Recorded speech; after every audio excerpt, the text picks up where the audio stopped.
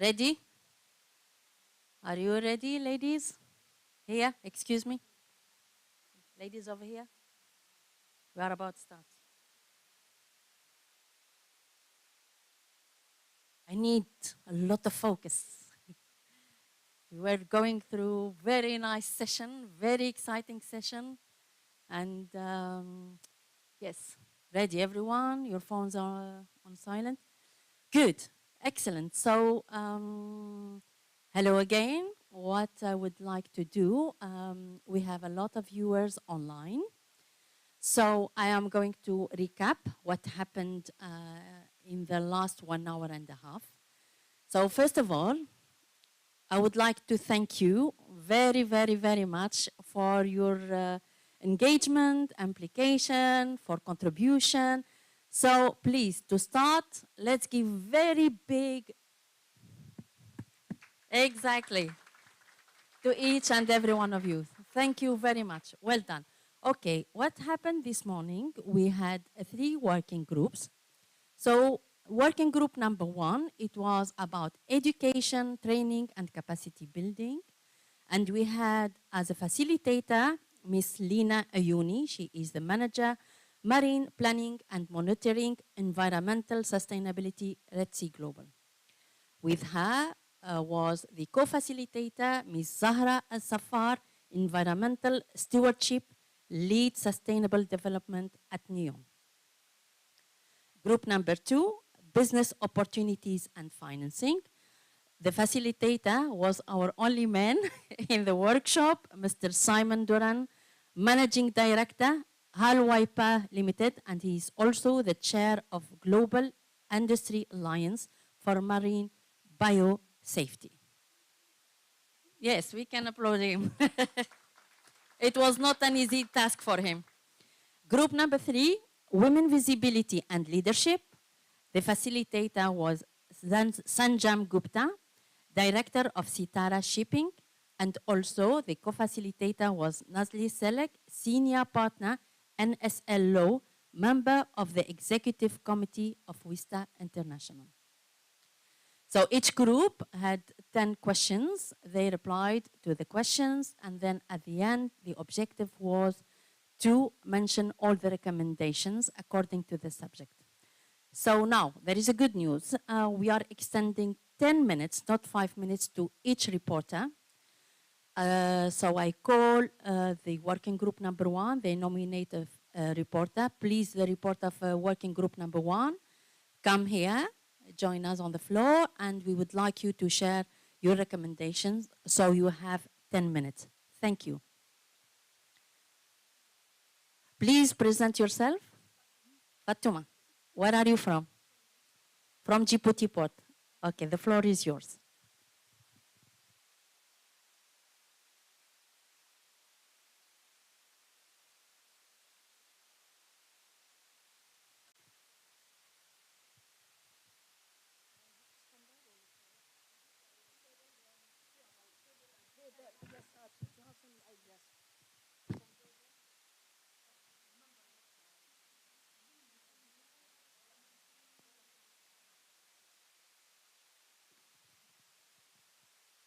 Hi, hello everyone. I'm Fatuma, I'm Djibouti Port.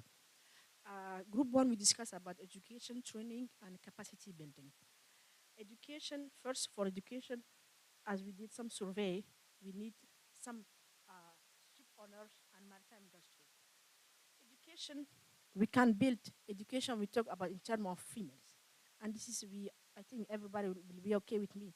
If we can build a young lady generation, starting from low schools to educate their mind that sea is very important. And it's not only, we cannot start from the end, but we can start from the bottom in the classroom, or maybe group of young generation to build them, follow their step to become the sea captains and maybe work in the ocean industry. And for education, they have to be skilled, upskilled or skilled for them. So skilling is very important. We need for skilling, they have to do their own, invest on themselves, educate themselves without looking for other funding, maybe financed by their pocket, but make them skill strong. that we deserve, and we are educated. They need women, they need scholarships, you know. And most of the time we know that scholarships coming always, but it's not coming to the right woman. It's always coming to the men's. Maybe sometimes men are receiving, they are giving to men, but they are not giving to the woman. They say, woman, she's not, she will get pregnant and she will not do it. They are taking decision for you without asking you. So they need a lot of scholarship dedicated for the woman. Second one, we did digital access. The digitalization is very important nowadays. If we can create a platform, a digital learning about sea, and this platform, we say digital access for women in the maritime field. And we provide some free courses. So women can go access, educate themselves, learning, and they will have more skills. And fourth one, we have to make awarenesses. We need some networking. Networking like this workshop is like networking. We're sitting together here, we discuss, we network. And to this workshop, we can have some mentorship. We have Cleopatra here, we have Ms. Hissa, engineer. We can discuss and we can network, and she can give some mentorship also. So we need mentorship and technical skills. Technical skills sometimes, like the captains are done in this meeting, in this workshop, they can give us some technical skills and encourage the young lady to pursue it. Second one, the career. We talk about career. For career, we have to share experiences, history. Sharing history is not only the positive side. You have to share also the difficulty, what we pass through to be there and to what we overcome it. So maybe girls, they are afraid about sea. And they say, but we have to say that sea is not dangerous and we can go it. And we have examples and we share our experiences and history and encourage them to go at sea. Leadership skills. Women need some leadership skills. Leadership skills, sometimes we learn on the field, sometimes even though we took some courses, but it's better when we learn it on the field, the leadership skills. And it takes time to get it, but at the end you get it.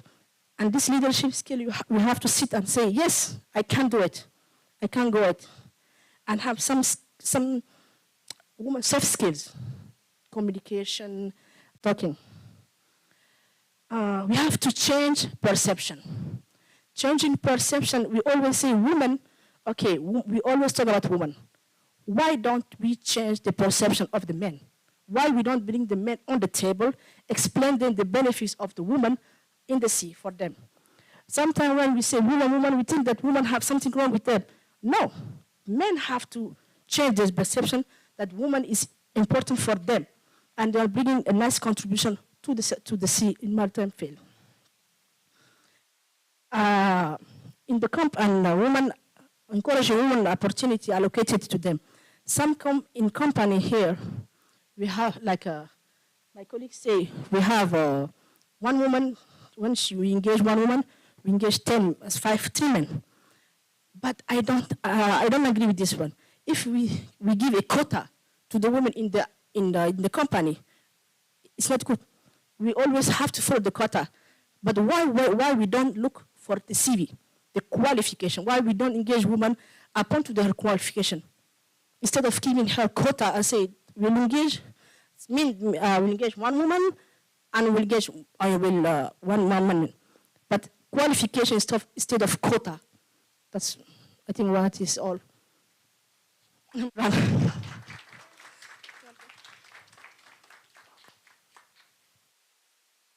Thank you very much, Fatuma. This is brilliant. And thank you to all the group on working group number 1. Amazing. So now we move to working group number 2. And I think Reem from Bahri, she is the reporter for this group. Please give a big round of applause. Thank you.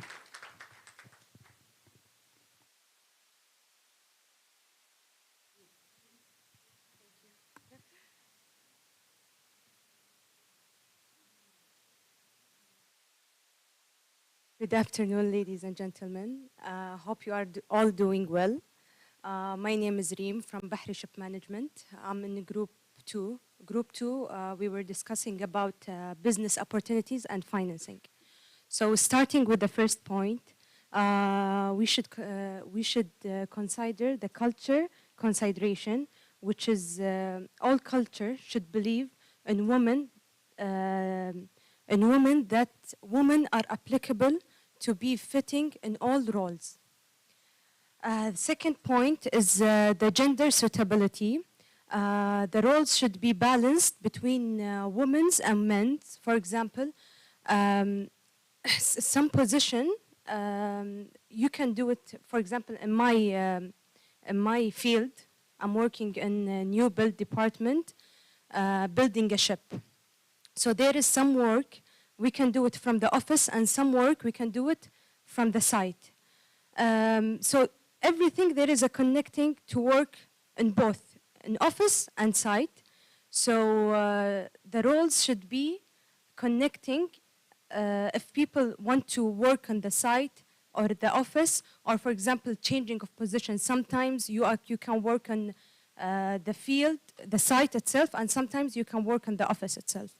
So gender suitability for the roles should be all possible for women and men. Second point is gender mainstreaming in HR. They should, in HR contract, they should mention that all roles is mentioned for a woman, either or men, because sometimes when you see a job, you can think that this job for a woman is not possible, mostly for a man. So if it's mentioned that this role, it's either for a woman or men, you can go see, for example, the description of the job, and maybe it's suitable for you to go with it and to, for example, to open the eyes for some kind of job for a woman's. Because for me, in my environment, when I go to for example, my friends, and I told them that I'm working in a shipping, building a ship, they're saying to me that, oh, building a ship, how you can build it? You are a woman, how you can go this? There is this kind of job for a woman. So there is no awareness about this kind of job. So if HR mentioned, for example, when they release the role of jobs, the description, that it's mentioned clearly that this is for a woman and men, maybe it will open the eyes for the woman that it's possible to work in this kind of role. Second, job advertisement and recruiting details, info, and the clear career path. The job should be more advertisement and recruiting, as is mentioned in the previous point. The second, digitalization and access to information. Should be a portal, for example, that you can find all in the marine, especially in the marine industry, because there is a lack of awareness and the roles for a woman in this industry. So when it's if there is any portal, it's mentioned all the roles and how women can be suitable for this kinds of roles.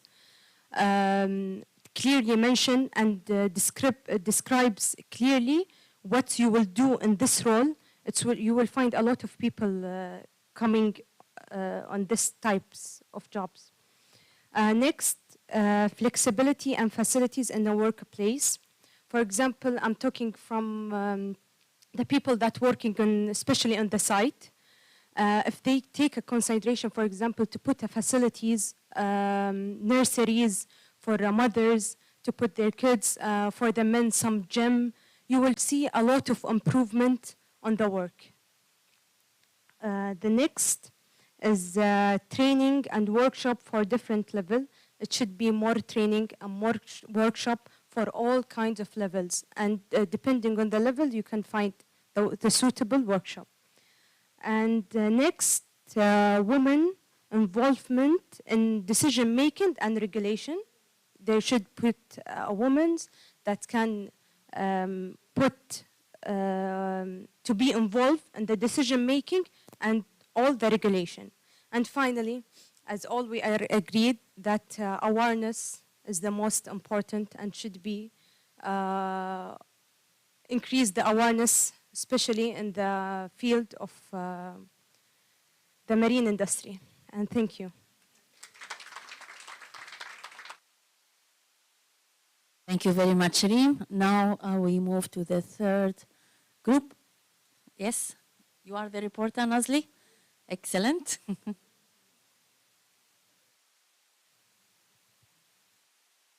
Thank you very much. A very nice group discussion today. Perfect solution suggestions we had. We have first discussed visibility of women. Actually, I personally was wondering, because we are focused on this geography, Arab women, and I asked, do you want to be visible? Or is visibility an issue? Sometimes you may not wish to be visible, and that's perfectly fine. So we don't have to push people to be visible.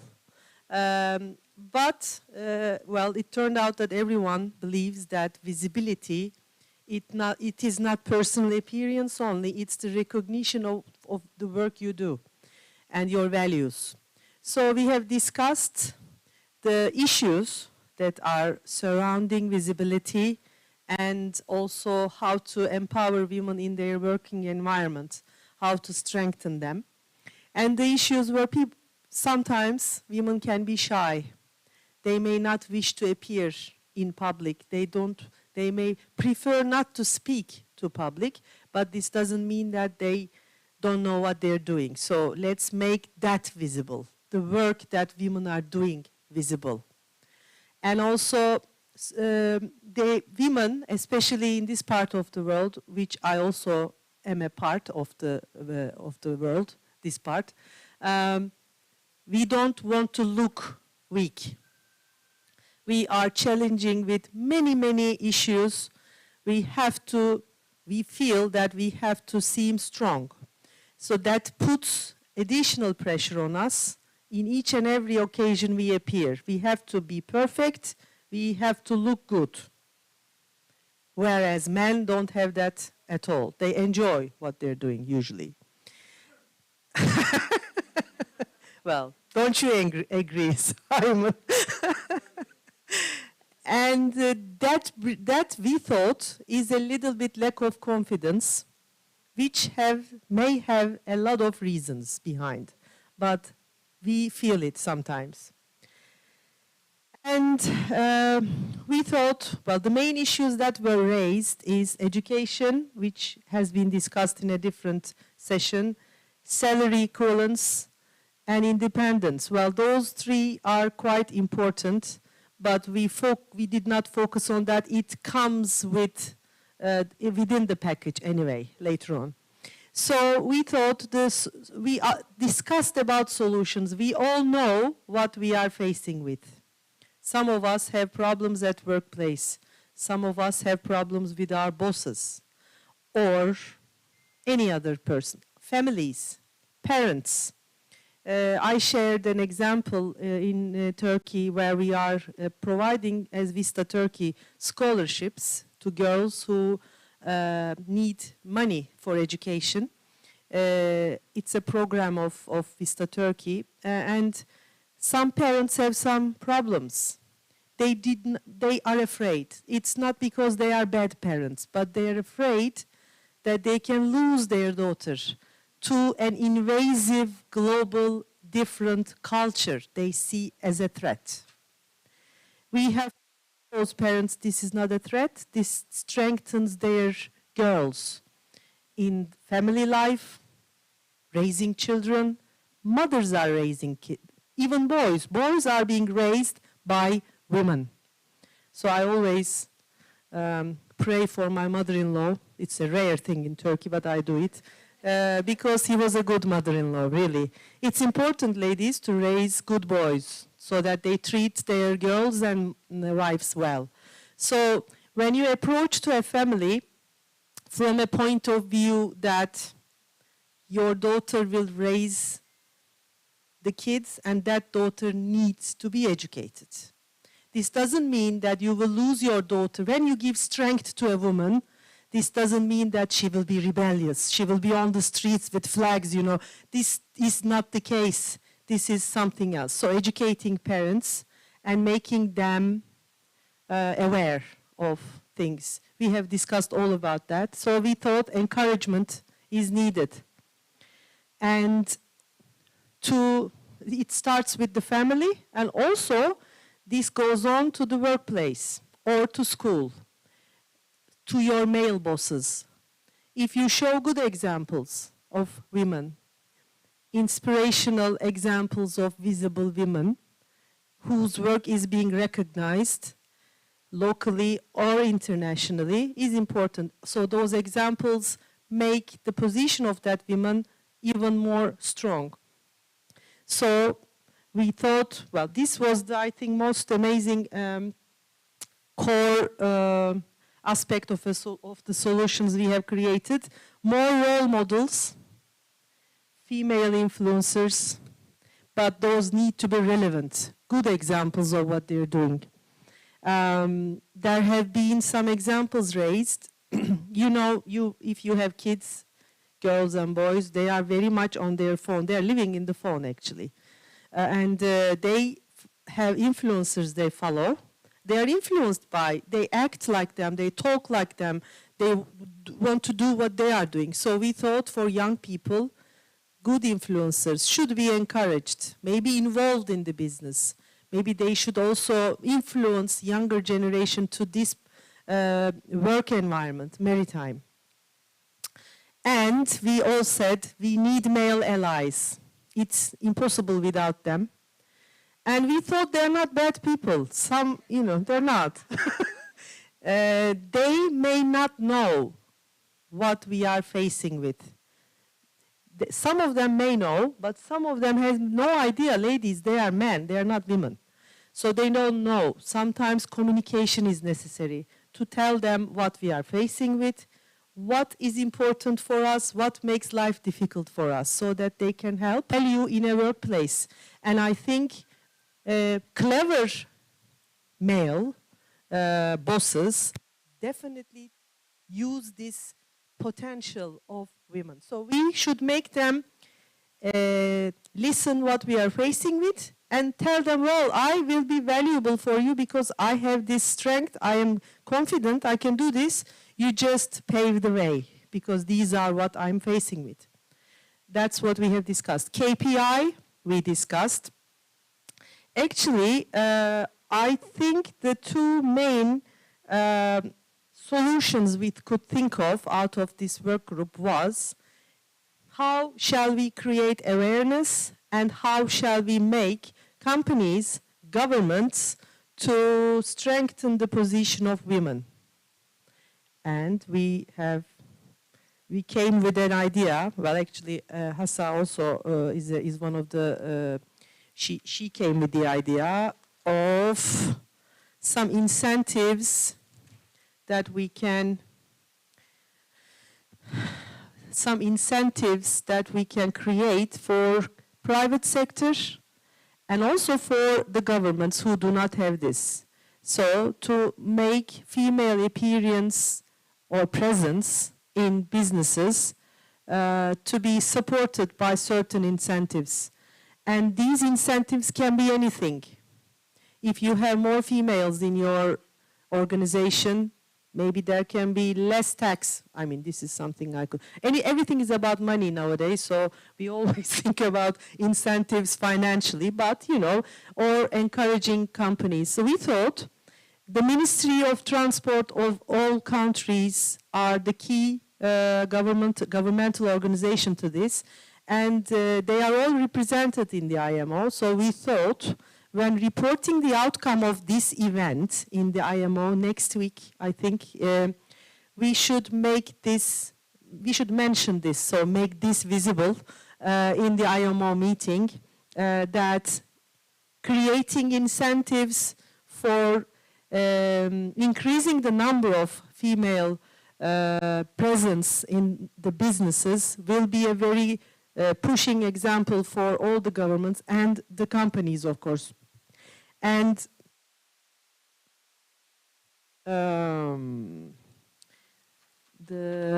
later on, this was another suggestion. IMO including gender equality in the audits criteria they are doing. So when they do the audits, they can take a note of no female or not enough female. This is another suggestion that has been made, which may be effective, because then the organizations will start to look, which women do I have? And each and every international meeting, here I talk for Vista International, I took the note that pushing companies to send female participants definitely supports that female's position in the company. Anything that is available internationally to assist is here, ladies. So let us know if you can think of any other solutions. The other groups who were not in our group, if you can think of any other suggestions, please feel free there so that we can include them in the reporting process. Thank you very much. Excellent. This is amazing. Very, very well done. Awesome. I think it's a lot to take on board. Amazing recommendations. And it's just about implementation. It's good to have ideas, but unless these ideas are implemented, we cannot have the actions and the results we want. Very well done to all of you. And now we are moving to the last session, Women on Board. And here I will kindly ask you to move these boards, and then I will ask the panelists to join one by one.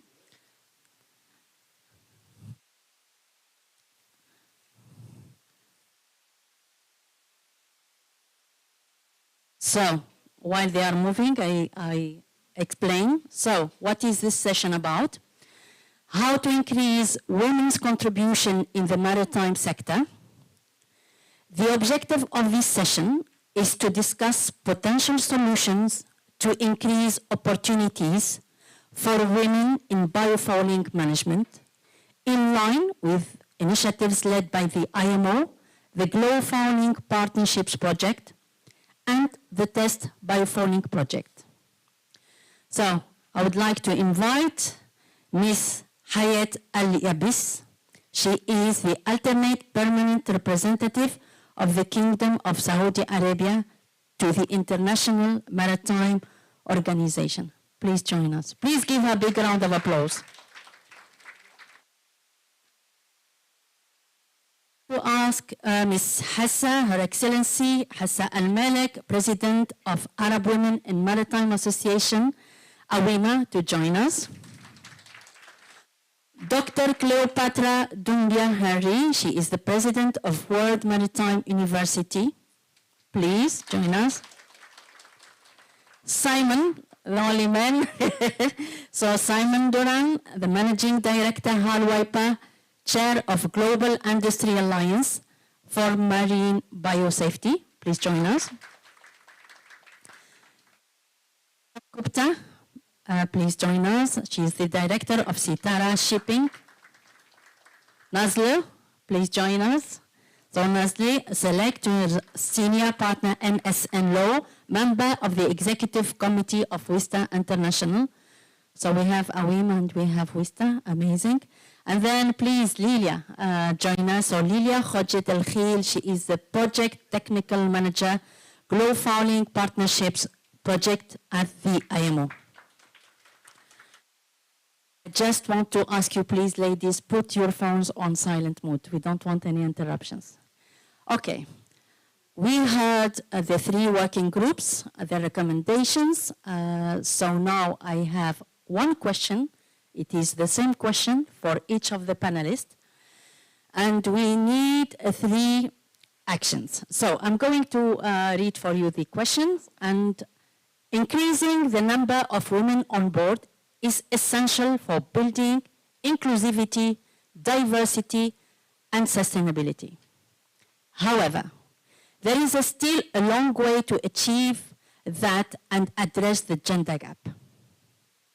Based on the outcomes of the discussions in the 3 working groups, what are, in your opinion, the top 3 priority actions that the maritime community should implement to address the gender gap in the biofouling management sector? So, Hayat, I'm going to start with you and what we are having. Miss Yorga, she's on the back. She is going to write your suggestion and we will move from one panelist to another. We are going to write them down and you see how many persons will mention awareness or education, etc. And then we will have our 3 takeaways. Thank you. Thank you, and thank you, everyone. I would like first to thank all the participants who participated in the 3 groups for the valuable outcomes. Out of these outcomes, I would recommend 3 top priority actions, which is first the early interest. We must look to engage. We must look to engage future generation of the vast opportunities that exist in the industry. Women in the maritime sector make up only 1.2% of the workforce, which is a fact that demonstrates that the sector doesn't have enough resources to match the high demand for employees and seafarers. So the MENA region holds a unique position where opportunities are there, and we need to mobilize the next generation of female in the workforce to support efforts of important need. So last year, for International Day for Women in Maritime, the Transport General Authority went to female schools to teach female and educate them about the maritime sector.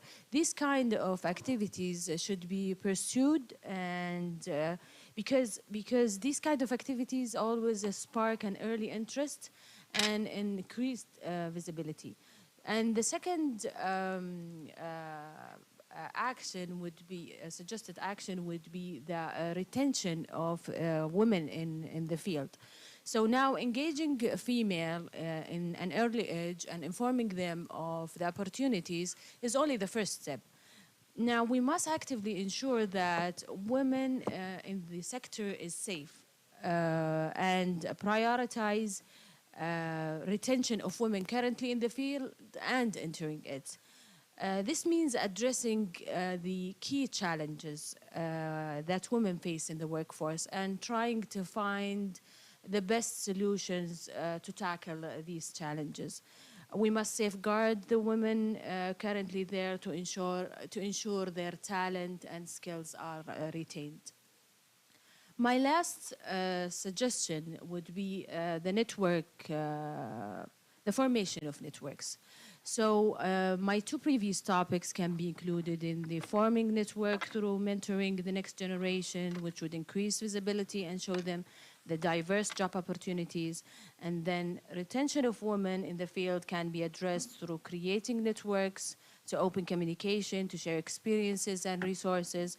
So ensuring that women in maritime field have the support of other women is very important. It allows for mobility and progress of the industry. The workshop is a prime example of being a catalyst for a network to be formed, because it has created an opportunity for all of us, for all women from the Arab region, to meet and discuss opportunities and future projects. And I look really forward implementing these actions in the near future. Thank you so much. Thank you very much, Ms. Hayat Al-Yabis. This is great. So now we move to Her Excellency, Ms. Hassa Al-Malik. Same question, your 3 recommendations. Okay. First of all, thank you, every and each one of you. The ideas and the recommendations that have been presented previously were great. So I'll take from your idea, and then I will express my thought regarding those ideas. So I believe that, you know, when we link females to very technical issues like biofouling, we have to identify where's the exact or the proper position to the female in that area. So with respect to all, you know, job opportunity at the maritime industry, I don't think that we can fit as a female everywhere. There's that like a percentage of how we fit. Like in a certain job, it is 100% for female. As my colleagues mentioned, we are multi-talented. We can connect things together. We can analyze. We can think in a different way than others. So, in research and development, which is suiting more female than being on site, I think this is a great opportunity for females to show that they are really strong. They deserve to be there. They are really qualified to cause the difference. But I don't want to just put them on research and development. I think we have to work on identifying the proper positions for females. So it's identifying a proper situation that they will be the super employee on this in this job, and it suits her as a female, as a mother, as a sister, as a wife. Doesn't, you know, undertake of her respect in comparing with the others. So I think we have to identify the type of job that female really suits on. This is first. Then we have to work on the enforcement. I think my colleagues from Morocco, she come up with a great idea. Why don't we add this one to the audit that I am audit for the country? How many females you have? So if you don't have enough females, so you will have finding or observation. So they will be enforced to have more females at the maritime sector, and they will choose them because we identify previously where they will suit. They will put them on the right position. So first of all, identify or categorize the positions, then enforce them to be there. Okay, let we now think or wear the hat of the government. Maybe they will say, okay, but I don't have qualified female or enough female to put them at this position. So here's the third recommendation is the awareness, but awareness, it's not only for us. The biggest problem that we face that we have a great awareness campaign just for our industry. So no one from outside the maritime industry knows about the maritime opportunities. So I believe we have to have a bigger campaign in a wider range. We have to talk with the society, with different background, with different interests, link them with the maritime sector, showing the new generation that there is something called maritime sector, and there is some interest position, and there's some good opportunities because the country is enforced to have more female in that area. So actually, this is my my three main recommendation, and identify the proper position and the proper job for female and maritime. Then what kind of enforcement? It is with the audit, or put some KPIs, or in-country value. The in-country value, I don't know if it is there in some of our countries, but in-country value, it is kind of incentive program for the private sector and the companies that if you do such things, then we will give you facilitation. For example, in my country, for the private sector, if you have more contract with a local company, so we will add a few percentage. If you have more Emiratis employee, if you have more female, the higher percentage you achieve, the better facilitation from the government to the private sector you will gain. So why don't we have kind of female value, for example, or maritime female value? Something we have to create something, and we have to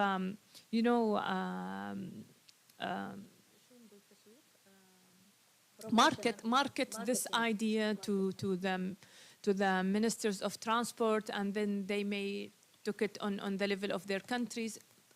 We have to build something out of the box. We come up with something very unique for the maritime sector. And then it's the awareness outside the maritime regime. That's it. Excellent.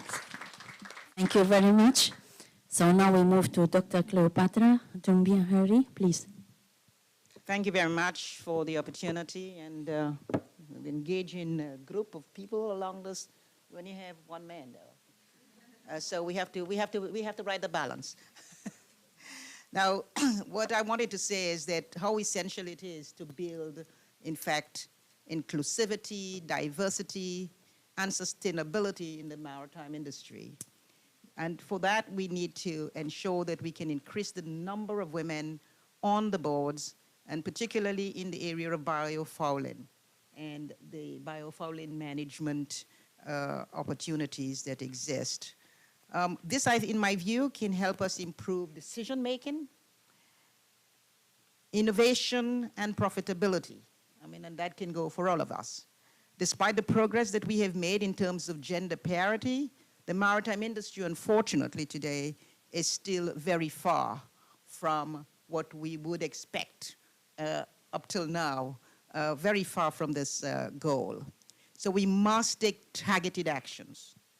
I think we have to think outside of the box today to really ensure that these actions are taken, not just, I would say, not to do this just for the sake of doing it, but to do this, with a view to effective implementation of the policies that we put in place.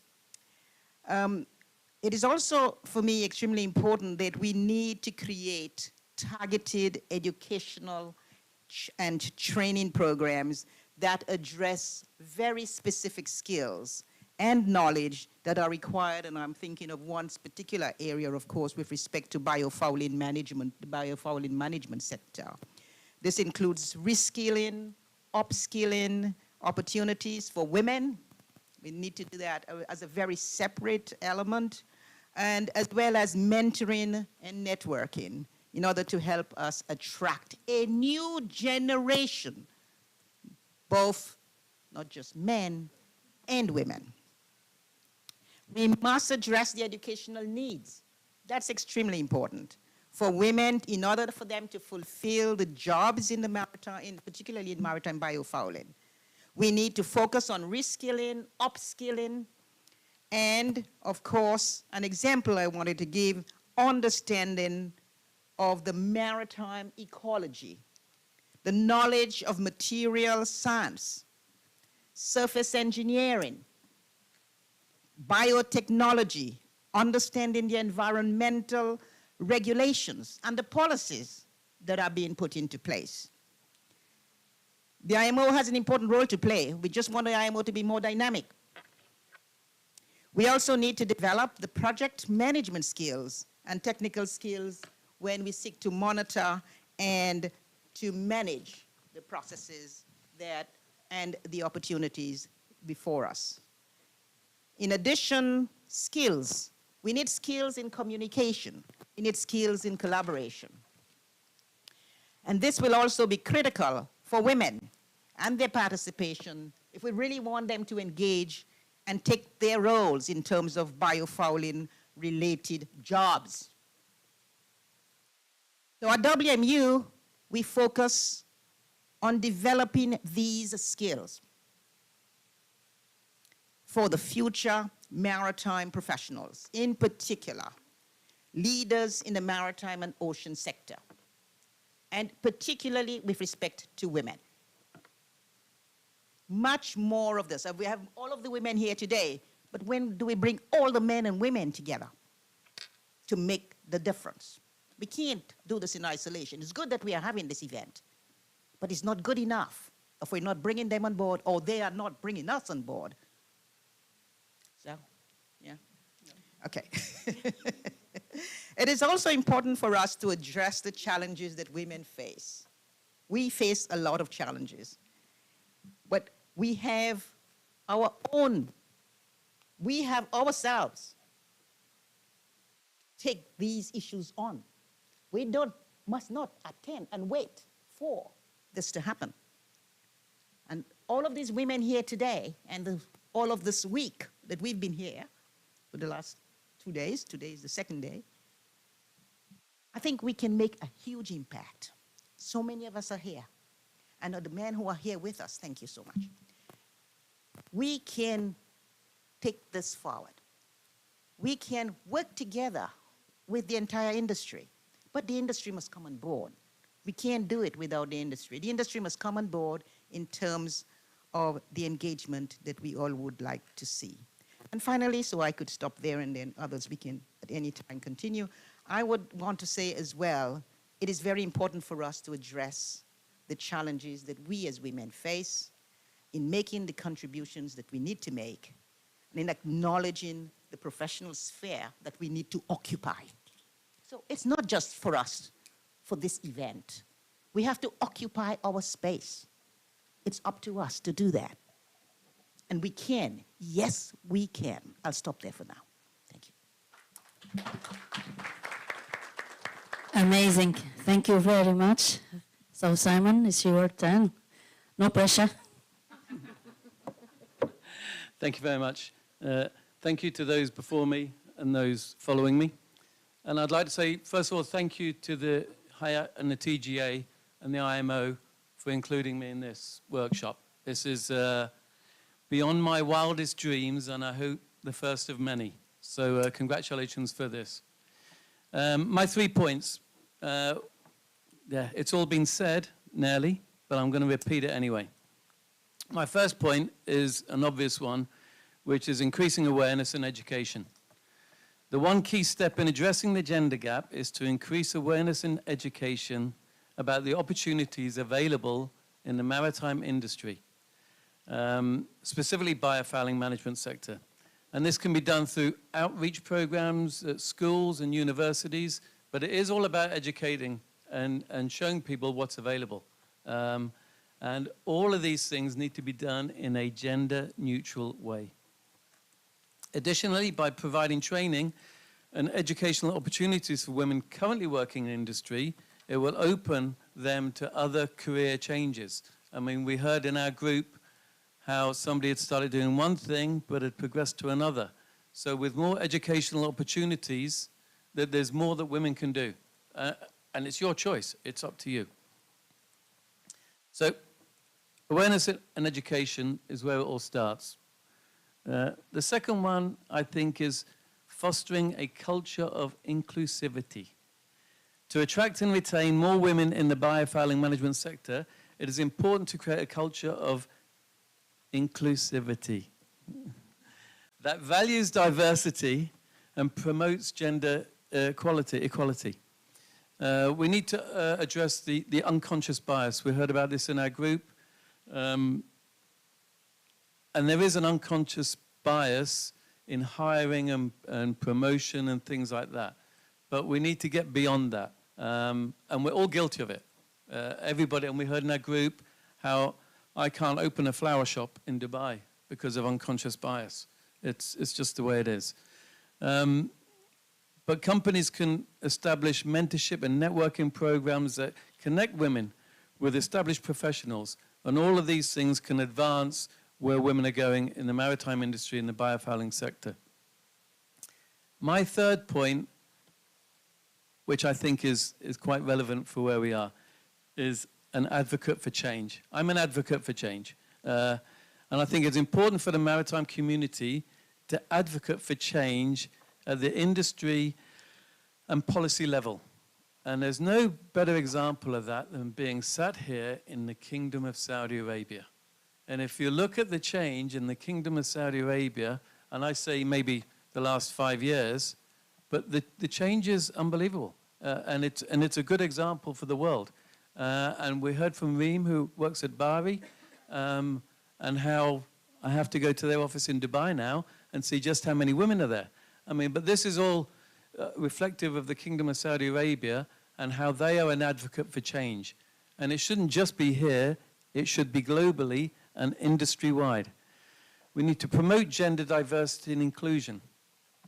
And there can be initiatives with gender quotas. We heard about the IMO audits and how many women do you have working here, and find them if they don't have enough women. Find them big. Industry associations also play a big role in this. We have WISTA, we have the IMO. We spoke in our group about using the IMO as a platform, a trusted platform, because it's all about trust. Who do you trust? If you look at a job interview, you need to trust the person and what they're describing. And again, everything needs to be gender neutral. And I finish with something somebody said, family is not mother. It's not just about women looking after the family, it's everybody. And we spoke about how in Scandinavia, male employees get paternity leave and things like that. Family is not mother. Again, thank you very much. Thank you very much, Simon. This is great. So now we move to Sanjam, please. Thank you so much. Thank you to all the participants for making the workshop so interactive. And I was just amazed how many great, wonderful ideas that came up. So I'm just going to repeat quite a few points because I know a lot has been said. But 3 key areas that we need to do is, one, of course, we need to promote gender diversity and inclusion in the biofouling management sector. So the maritime community should take an active step in attracting and retaining women. And what could this do? This could mean setting targets for gender representation, creating mentoring and networking programs, and promoting work-life balance policies. The second thing that we could do, and what our group also spoke about, is provide training and education on gender issues, so awareness, especially for the gentlemen, and using gender-sensitive language, or covering unconscious bias, and also gender-based violence. Leadership program for women in biofouling can help them rise to leadership positions, which is also important. And finally, to set up a Women in Biofouling network that would connect women in biofouling to understand each other's issues, discuss, and feel like they're on the same page. So overall, addressing the gender gap in the biofouling sector requires a joint effort by all the stakeholders. By prioritizing gender diversity and inclusion, by providing education and training, and fostering partnerships and collaboration, we could create a more inclusive and equitable environment for all. Thank you. Thank you very much, Sanjam. By the way, we don't mind to repeat, because if one action is repeated many times, that means it is on the top 3. If it is education or awareness, so for you, Nasli, if you are going to repeat, this is very good, actually. Then we know more the priorities. Thank you. Thank you. Well, my first topic would be, suggestion would be a specific approach to this project. So, for example, here yet today we have focused, we saw that there is a demand for regulation for diversity. Maybe this is not something required in Europe, but here we talked about this. So I felt that this will be helpful. So a regional approach, maybe regional surveys to determine what are the reasons of the gender gap in biofouling in this part of the world. We need a region-specific approach and what is specifically needed here. So I support the idea of regulation in certain parts of the world on this project. I support the my second recommendation would be the mentoring. And that mentoring should focus on the younger generation. I would like to share something with you about the bias, which I thought maybe for the younger generation, are we the ones who are creating the bias? Urfa is a city located in the Syrian border of Turkey, and it has no connection to sea. And in the Children's Day, we have invited, as Vista, 23 primary school kids, boys and girls, to Istanbul to show them sea, to introduce them with the sea. Those girls and boys, it was the first time they were sleeping in a proper bed. They have never seen any other city apart from their own village, and it was fascinating for them. After a marvelous 2 days with those kids, introducing them to maritime and everything, we were talking, and I told to one of the boys, I said, okay, so you are getting on very well with the girls, and so you will treat respectfully to the girls, right? I said. I mean, he looked at me, of course, kind of a look. And then the girl, one of the girls said, and we will treat well to the boys.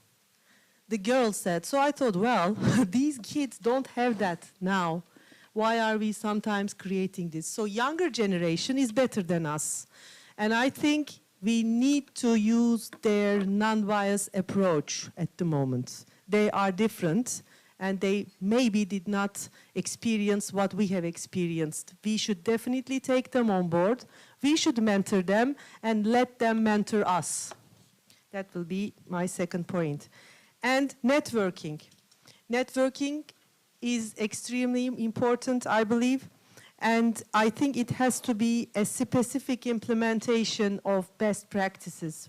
Networking doesn't mean that one part of the world should influence what is right for them to the rest of the world. This doesn't work like this. It really doesn't produce results. So I guess a correct implementation, this I link with the region-specific survey. So when we do the survey, determine the need, and then implement a best practice according to the conditions of the region, I think those will provide the best results. Thank you very much. Ilya, it's your turn now. Thank you very much. I'm really, really impressed by all that has been said, so it's going to be quite challenging for me to make my points because a lot of things have been said already, but what I would like to do is, first of all, to thank all of you who participated in these group discussions, because it was so good that you shared so openly your challenges and what you are facing on a daily basis. It was so informative. So thank you very much for being so open. And I heard so many interesting topics. It's very difficult to actually prioritize, 3 major topics. But I have to, and so my first point would be related definitely to raising awareness and training. Raising awareness for male, actually, because as we said, male colleagues are not necessarily, aware of certain challenges. So it is good to sensitize our male colleagues. And of course, leadership training is also super important because, we are not, all of us, born as leaders, and you also need training and support to become a leader. Then my second point would be related to access to job opportunities for women in the maritime sector, and of course specifically in the biofouling sector.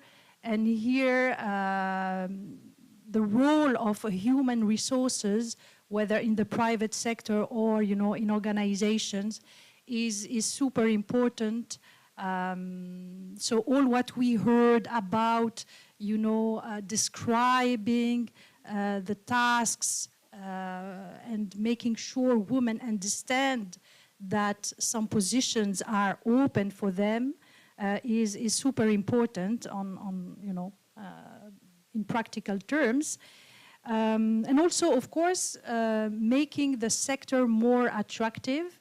And there is probably a need for some, you know, more structured communication campaigns about the sector. So this is, in my views, very, very important, as well as, of course, as we heard already, networking. Networking is also a way to be aware of some job opportunities. So it is very important to access the market. And my third point, may be more practical, is that I like the win-win situations, and in my group, we have discussed incentives for the private sector as well as for governments. And I thought that was a very interesting idea. The use of KPIs that would include gender is an excellent idea. The audit as well, you know, making sure that when we audit companies or organizations, we also take into account the gender equality criteria. And I thought actually that this could also be applicable to technical cooperation projects, because why not? Why don't we make sure that beneficiary countries get support and funds subject to them ensuring equal participation of men and women in the activities that are implemented under the project. So that could work too as a practical way forward. So this is what I had to say about priorities, Leila, and I think I'm the last one. Yes, indeed, you are the last one, and it's a lot to take, a lot. What are the three that we can really retain as if today we leave? So what we should take in mind? What are the three priorities? When we hear of each one of you, everything seems really important. Yes, we need it, and we need it now. But Jurga, are you doing the slide? Is that so? Okay. So what Jurga did is put some priorities, which I would like now to see. So based on your recommendations, so Jurga was taking some points and then highlighting what is the most urgent priority as action. So it looks like number one is training and development. So preparing training, I believe, as most of you, they mentioned the preparing for skills, the reskilling, the upskilling. So preparing the women to be ready for the new job. And here, if I may also develop, especially nowadays with the technology, and there are so many changes with the sustainability, with the new regulation, some of our skills are not available. So we need to reskilling, we need more training, we need to be ready for the new jobs and the new opportunities and the job market.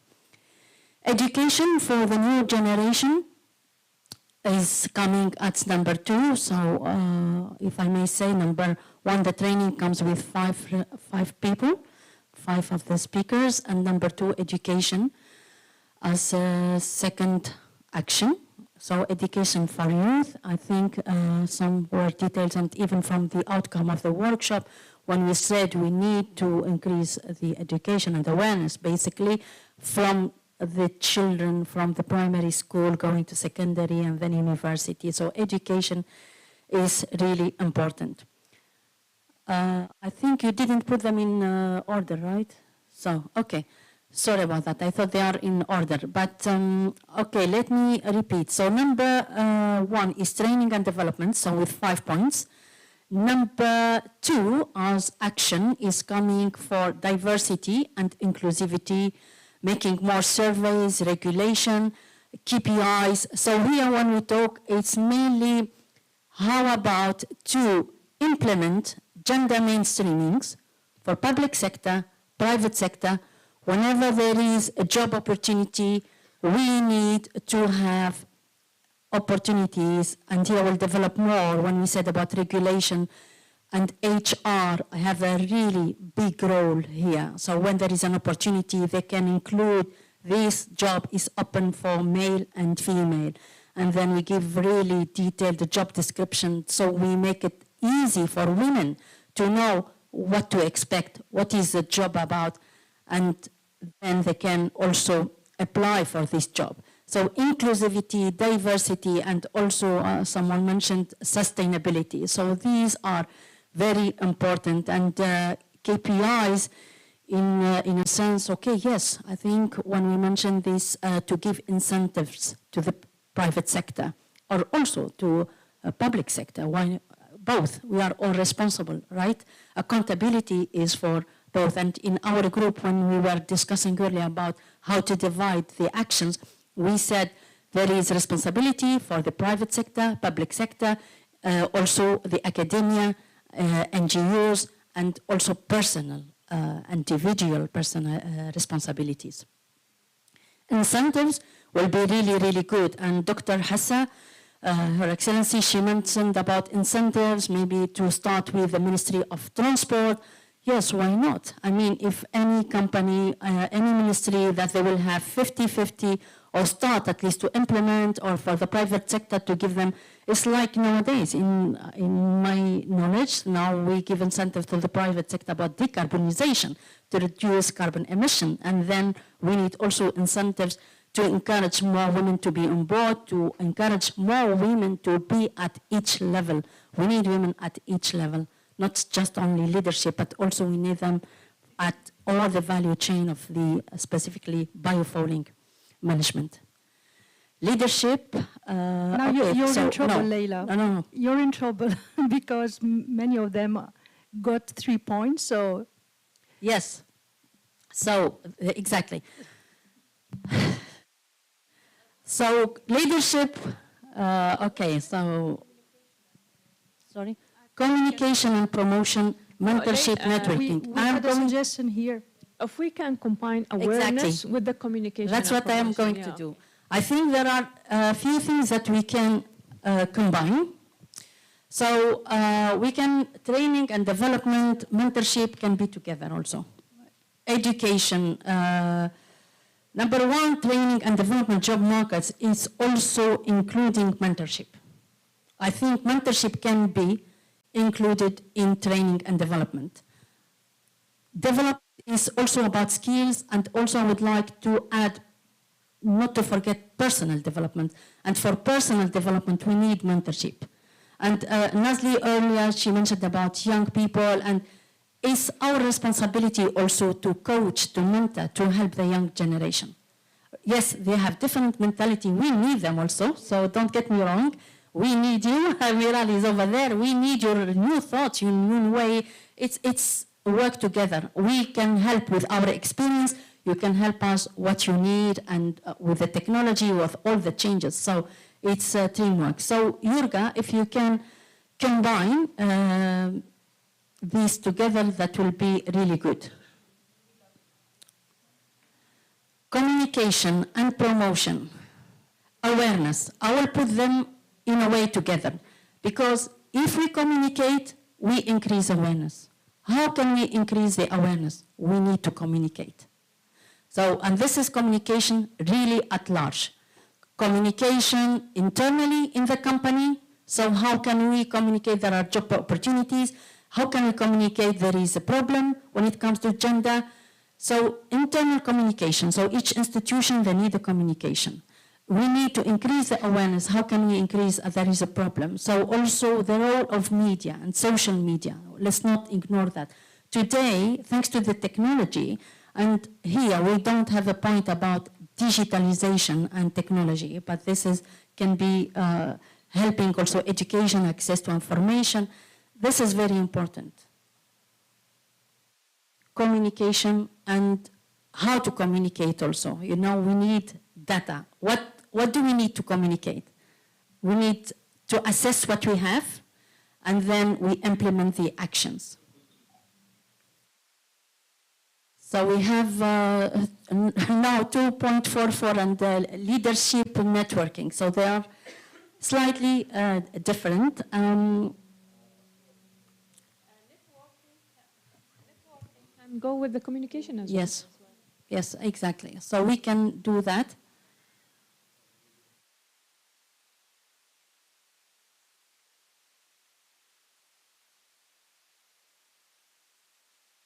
So, Yorga, if you can move networking.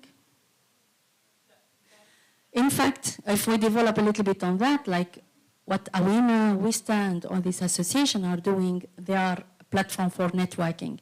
And what they do, they increase awareness about what is happening, not only about the gender gap, and but they are empowering women.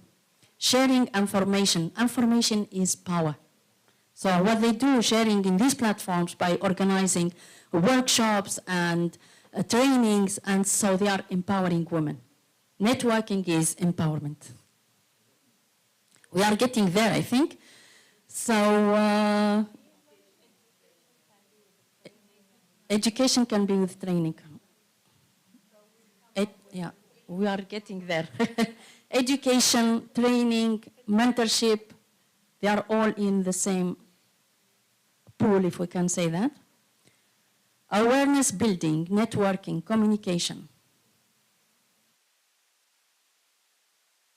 Diversity and okay, we can, if we may, it's all leadership have a big role. If I am a CEO of a company, if I am a minister of any position, so unless we implement the rules and the regulation from the top, so we can't have the actions. It's good to have ideas, but we need someone to say, we must implement, we must have gender mainstreaming.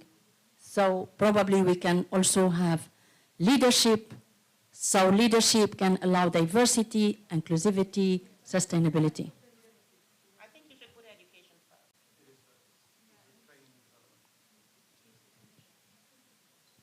Yeah, we will reformulate that, I think. So, okay, if we go back to action number 1, so Yorga, if you can put education, because we start from the start, education, and education at all levels. I think education is from young age, and we are still learning every day. I think we are an eternal student in this life. So education, Yorga, if you can move the word education before training. Education, training, capacity building, maybe, or more than development, training, capacity building. And this is, we will come back to the title of the working group number 1, education, training, capacity building.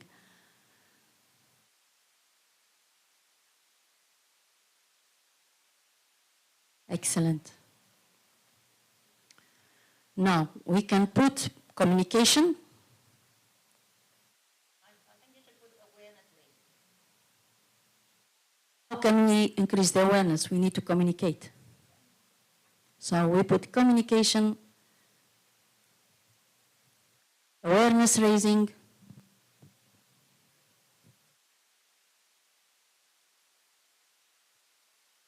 motion, and networking.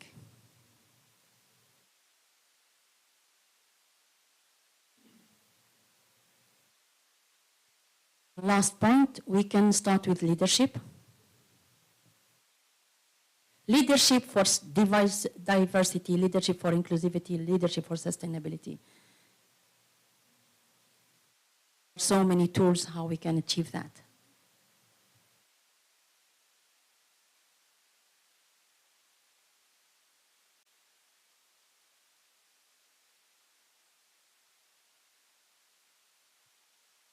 Yes, we all agree. Do we have any point? We all agree, but this is actually a very high-level recommendation. So I don't know. I was going to say, after we finish redrafting a bit these three categories, that we should also identify one action per category, because this is also the objective of the workshop, is to have a tangible outcome. So I think we all agree that these are the priorities, but maybe we could also agree on one tangible action that we could try and implement, and perhaps follow up, if there is a follow-up, this workshop as well. Would be good to commit already to something here. So for example, for the first category, which is education, training, and capacity building, what we could do at least is to call for donors, to call for the private sector, to call for organization, NGOs, government, to support existing training programs. We've heard about your program, Sanjam. We've heard about the World Maritime University, and there are also training happening here in Saudi Arabia and in many other countries. So IMOs, of course, is offering, opportunities for female, but would be good to get the support, the financial support as well, to get scholarships for female. So I don't know about you, but me personally, I'm calling the private sector, the organization, NGOs to invest in training female and be generous and provide for scholarships for female. So basically allocate budget for education for women. So this is tangible, but it's still broad. We need maybe to narrow it more. Yes. No, I'll give you my experience in UAE. Actually, we agreed with with the Ministry of Higher Education to give us 6 full scholarship for any maritime specialist. But when we announced it, there's no one apply for it because the awareness is not there. Now every year we lose 12 because it's 6 for every term. So because there's no awareness, so it's not only about providing the scholarship or raising fund for such things. It's about having an interested people to attend or to join the sector. I completely agree, and that's exactly what the second category is about raising awareness. Also, as you're saying, about the opportunities that are there for women in terms of training, as well as in terms of job opportunities. So that's completely, yes, we need to also put efforts in communication, awareness raising, etc., networking. So we've heard from Sanjam that we may also, establish a woman in biofouling network. That would be a great tangible action as well, which would help,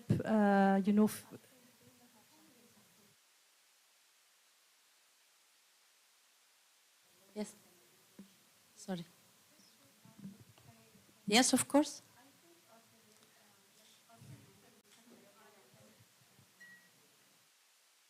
You hear me? Yeah. Organizing such a campaign, like to deliver it to everyone, it's really important with the benefit of taking, for example, these courses or this scholarship. First of all, we need to link it to the humanity, as I said before. People sometimes they feel far away from the maritime. They thought only for engineering, for example. But when we link it to the humanity, it's really important. When we link it to the sustainability, nowadays, young people, they like sustainability. It's become a trend. This is a sustainable product. This is sustainability. So when we link it to the sustainability and the humanity, make a very good campaign that reach to everyone, targeting young people, I think this is really will be effective way of communication. Yes, thank you. We Sorry, have, Reem, she wants to say something.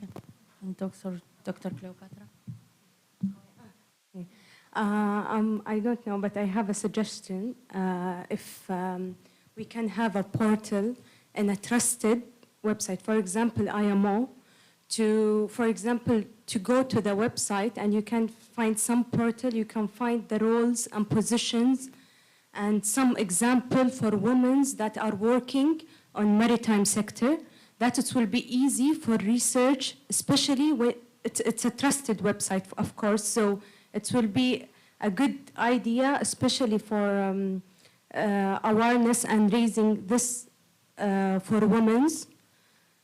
So I think it will be a good idea, especially that if it's described actually, even for biofouling, environmental, what type of roles for a woman's or for a males that can be working in a trusted portal. Very good point, actually. Communicate this idea, for example, not only in the website, how you make a campaign, it's really important. Market, yeah. Advertising. Yes, I think Dr. Cleopatra, I wanted to say something. Yeah, I think I have one important thing to say, and that is the developing world. Don't forget, the developing world needs the support. So I want to make sure that we add the developing countries in this communication. Because we, in terms of awareness raising, I mean, don't forget maritime, most of this, the seafarers are coming from. The seafarers are the ones at sea, and they're coming from the developing world. So I would like to make sure that we added the developing world in here somewhere. So not just in terms of for the education and capacity building and all of that, particularly in that particular one, or in communication, whichever the two. I think the issue of ensuring the whole world and if the developing world is left behind, then we are in trouble. Exactly. So Lilia, she was insisting on tangible actions, and she mentioned something important. I think we can take it as one tangible action of this workshop is to create Women in Biofouling network. I think this can be a very good idea. So we need to have the database of all the women and build up on the database. This is what we said from the beginning, the hashtag Women in Biofouling, to build up the momentum. And this is, I think, very good start to create a platform for women in biofouling. And this platform can also share information about the job opportunities. And of course, it is a trusted network. And then somehow, this is probably another discussion to how to create it, who will be manage it. And yeah, it's an idea, needs to be implemented. It's not difficult. It's another discussion, who will be managing it and who will be enter, etc. But a platform is really needed. Okay, so this is one tangible, I think, outcome of this workshop. What do you think, Lilia? Yeah, no, definitely. I'm very happy with the proposal, and I think it's a good start to answer some of the issues that were raised in terms of getting, the information through to female in terms again of training opportunities, job opportunities, etc. So that's super important. We've heard as well, perhaps increasing the information on IMO's website in relation to women's role and, again, the type of training, the type of position that they can, have or get in the shipping community. So that's important, and we'll convey, this suggestion to our IMO colleagues responsible for communication and website. So I see this as another perhaps concrete possible action. What about how can we implement gender mainstreaming when it comes to recruitment? Because this is something that can be also in the short term. Any ministry or any private sector that they are going to hire someone, they need to have the mainstreaming in their HR procedure. So they need to make it clear this job is open for men and women with a very clear job description. I think implementing gender mainstreaming in HR will be another possibility to start with in the biofouling management. This is a suggestion. The audit.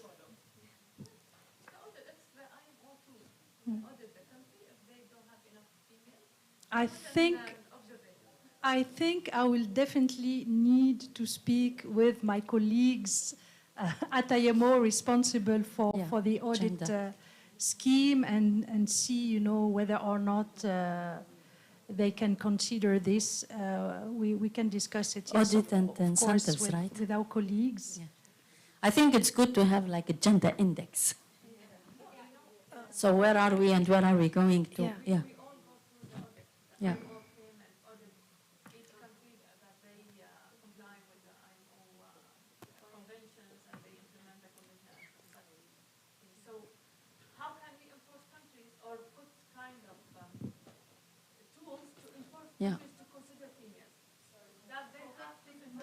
Yeah. So if they add empowering female, like for example, if they reach 5% of the female, not necessarily on the government level, even on the private sector, companies, ports. So if they fulfill that percentage, then the country is safe. If not, so there's a finding or observation of the country. So they have to have a plan to resolve this issue. Without an implementation tool, they won't move. You cannot just, you know, network and raising the awareness. They know, and they know that there's enough qualified female to be in a certain position. But without enforcement, they won't apply. So I think the enforcement is an action plan and it is under the IMO, you know, authority.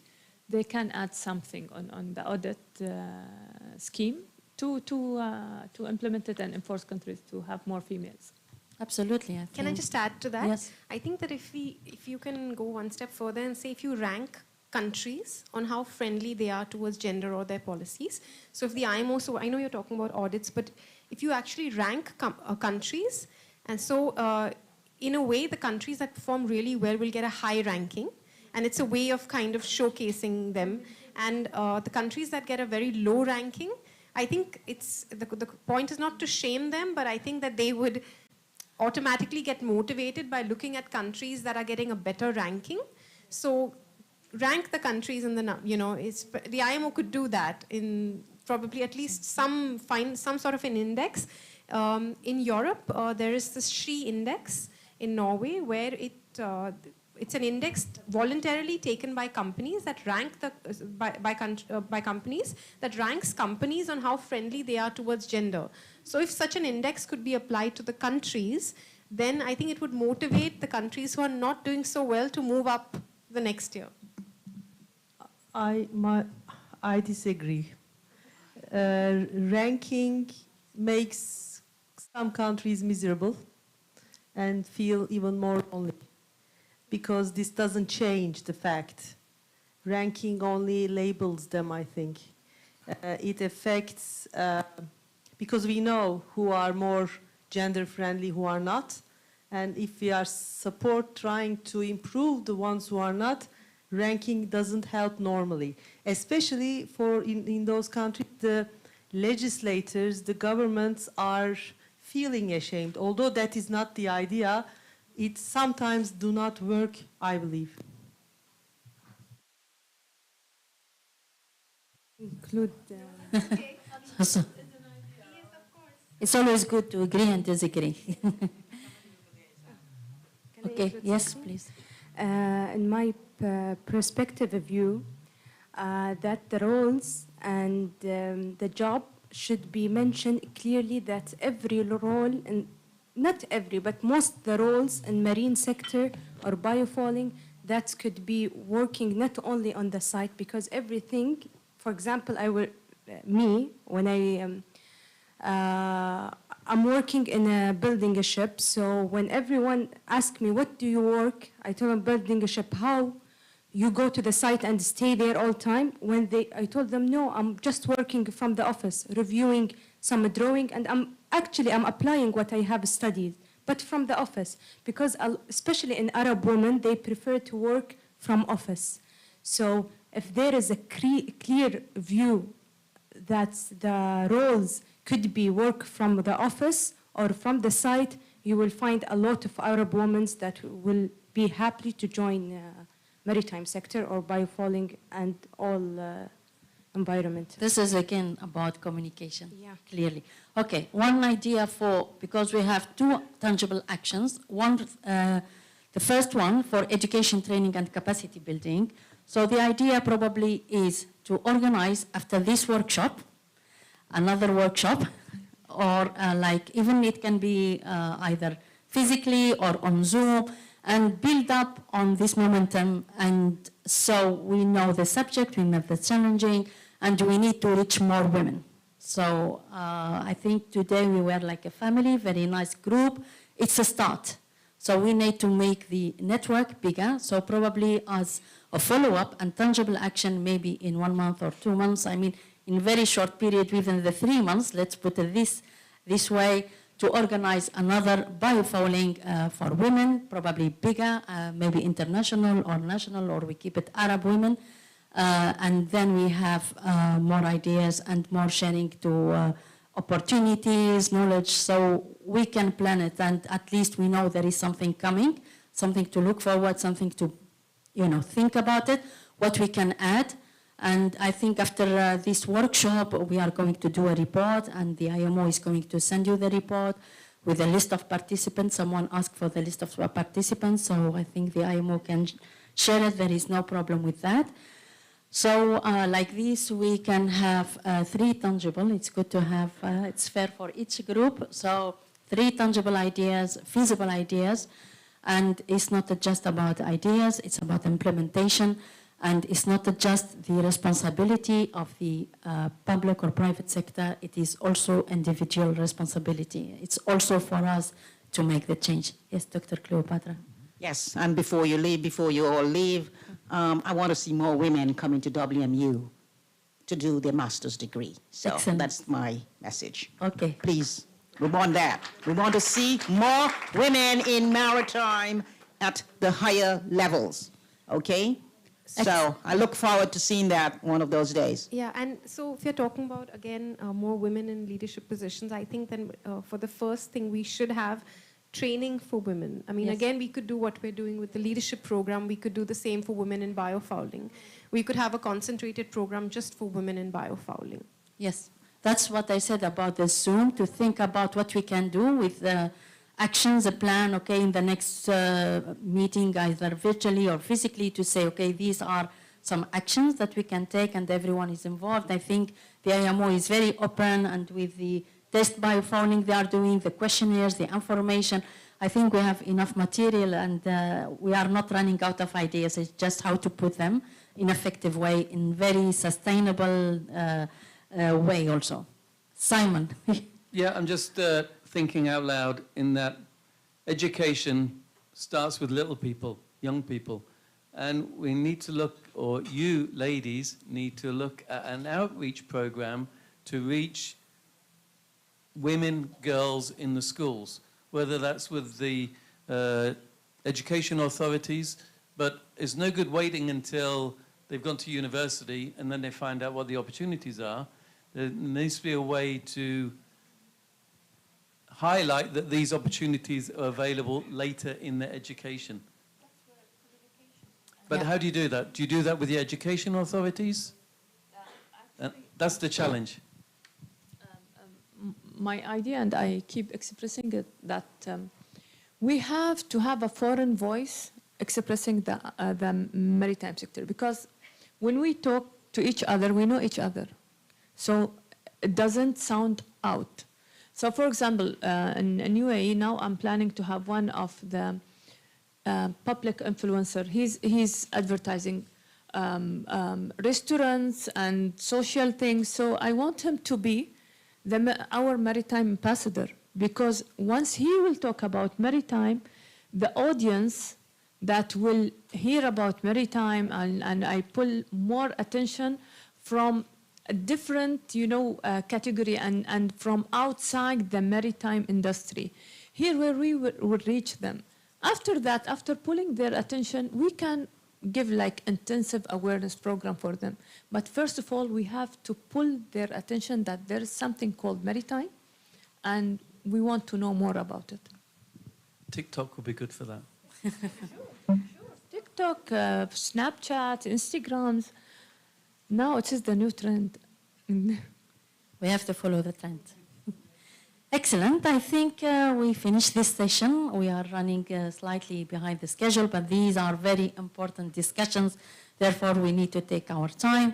I will thank very, very much our panelists for their contributions. And I think we are now going to the closing of the workshop, and I will invite Ms. Hayat Al-Yabis, the alternate permanent representative of the Kingdom of Saudi Arabia, to the IMO to close this session, and then we will have Lilia. Please, big, big, big round of applause. Thank you.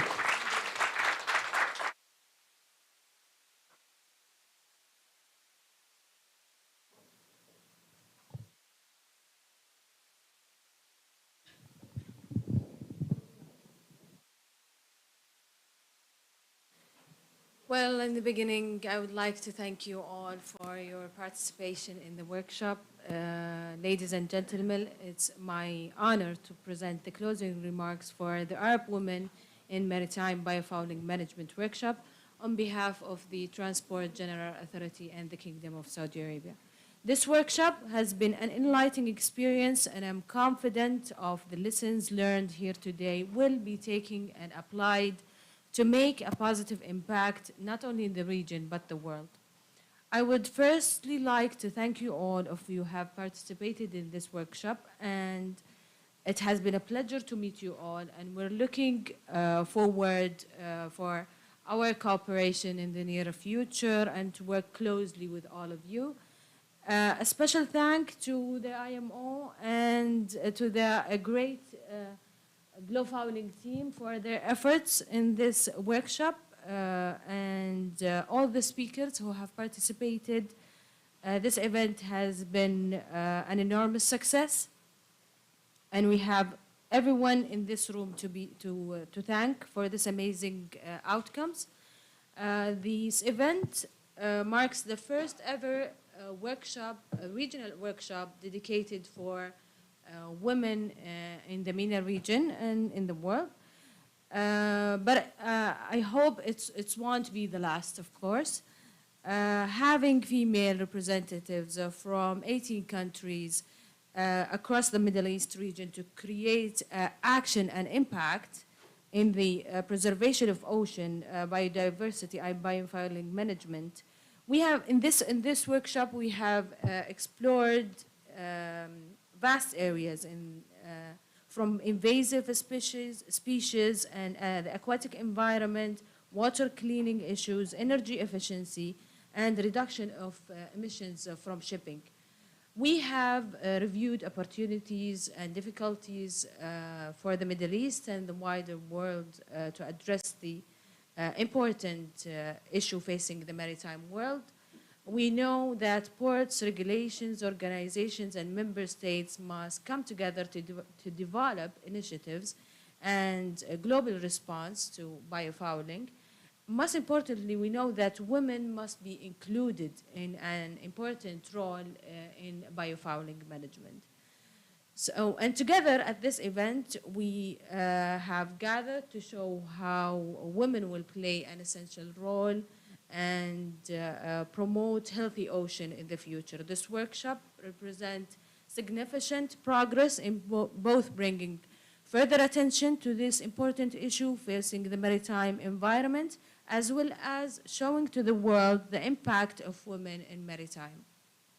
We believe encouraging more women to participate is critically important, and developing other regional female-led groups across the world will enhance action and female empowerment and minimizing the transfer of invasive aquatic species by shipping.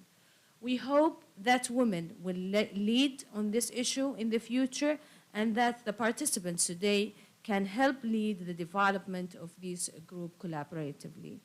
As a result, I have the pleasure to inform you that the Kingdom of Saudi Arabia is recommitting its contribution in funding the glow fouling, glow litter, and glow noise projects in the upcoming year. Thank you sincerely for your time, and I hope you had an enjoyable and memorable time in Saudi Arabia. Wassalamu alaikum wa rahmatullahi wa barakatuh.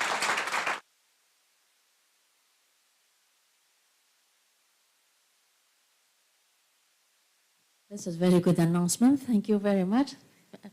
Lilia, I think the floor is yours.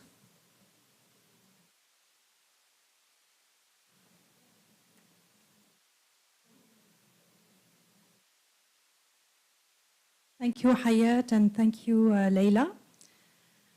I'll be very short. These 2 days have been really amazing. A superb experience. It was really nice to meet you all and to exchange experience with you all. And I really hope that you found this workshop useful, both in terms of understanding better the issue we are dealing with, which is the introduction of invasive aquatic species via ships, hull, but also, of course, the gender issue, which is valid and relevant also in the biofouling management sector. So thank you very much for your insight and for, again, sharing so openly your experience. I have several people to thank, actually, for this wonderful workshop. First, of course, our big thanks go to the Transport General Authority of the Kingdom of Saudi Arabia, which supported so beautifully this workshop. Thank you so much.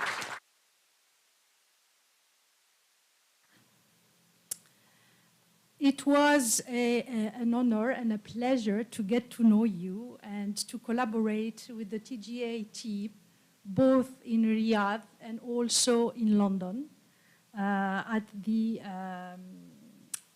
IMO representative office for the Kingdom of Saudi Arabia. A lot of efforts have been put on both sides, both part of this work to make this workshop a success. So thank you very much to Hayat and to Kali and to the rest of the staff. I would, of course, like to thank Her Excellency Engineer Hassa Al-Malik, who is, as you all know by now, President of the Arab Women in Maritime Association, and she has so many other hats, and it was a great pleasure for me to meet you, Engineer Hassa. It was great, and I hope we'll meet again or elsewhere. And of course, thanks also to Shireen Galal, who is the Secretary of AWIMA. Thank you very much, and thank you for making the time to be with us. Leila, thank you very much, Leila. You have delivered a wonderful job. You have guided us throughout these 2 days in a wonderful manner, and a big part of the success of this workshop is due to your skills and competence. Thank you very much. Thank you to all of you, our speakers and panelists, and some of you came from far away, of course, to join us. Thank you to Cleopatra and Sanjam for making the time and the effort to be with us during these 2 days. It has been amazing. So enabled, some networking already happening here at this workshop. So this is already en route, if I may say so. So thank you very much. Now, of course, I would like to thank our men and only, Simon Darrow, and for being such a great supporter of the project, but also of women in shipping in general and in biofouling specifically. Thank you. A thank you also to the hotel management. We have received great support. You've been amazing. People everywhere, catering, IT, building management. Thank you so much for your support. Very, very professional. Thank you. And last but not least, I have to thank my IMO colleagues who to come with me and meet you all and contribute to this workshop. So you've met obviously with Karine. I don't know where Karine is. She's there. Thank you, Karine, so much for your support. Youngju, thank you so much. And of course, last but not least, the star of our workshop, Yurga!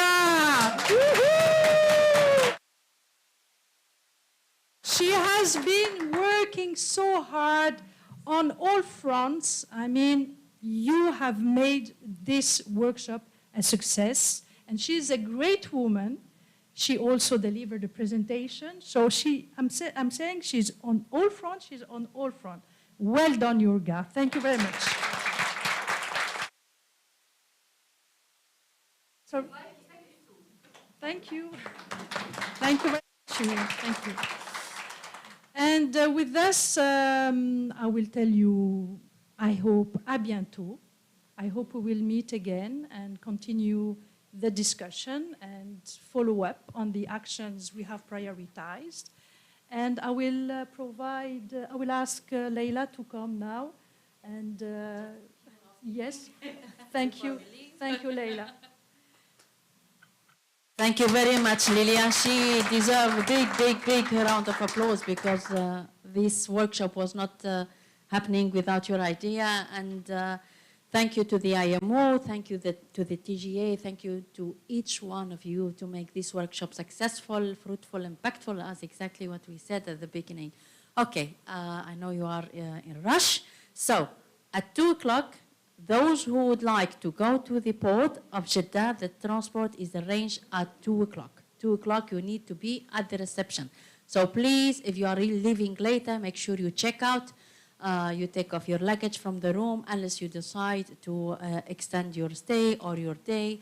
So it's up to you. So please, at 2 o'clock, be there.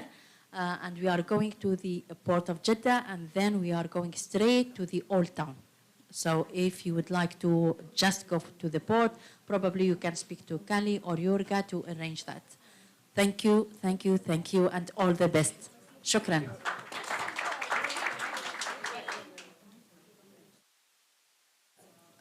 As